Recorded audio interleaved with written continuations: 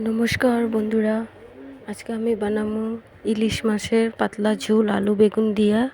তো আমি মাছটা ধুইয়া রেডি করে রাখছি, হলদি লবণ তেল দিয়া মেখে রেখে দিমু।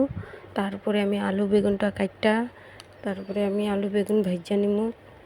তো আমার কড়াই গরম হয়ে গেছে, তেলে আমি গোটা জিরা শুকনা লঙ্কা দিয়া দিমু।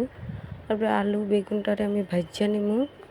তারপরে ভাজা হওয়ার পরে আমি গুঁড়া মশলা রেডি করে নিমু। মশলা তো বেশি দিমু না, এমনি হালকা মশলা, জিরা গুঁড়া, ধনিয়ার গুঁড়া, মরিচের গুঁড়া, এগুলো আমি জল দিয়া গুললা তারপরে সবজিতে ডাইল্লা দিমু। তারপরে টমেটোর কাঁচা লঙ্কা এগুলোও ডাইল্লা দিছি আমি আগে। তারপরে আমি এটারে একটু ভাজা তারপরে ঝোল দিয়া দিমু। পাতলা সবজিটারে পাতলা বানাতে লাগে ইলিশ মাছের ঝোল। তো দেখুন কীরকম লাগে, ভালো লাগলে লাইক কমেন্ট শেয়ার করবেন। তো আমার সবজিটা ফোটার পরে আমি ধনিয়া পাতা দিয়া 10 মিনিট ঢাকা রাখা দিমু।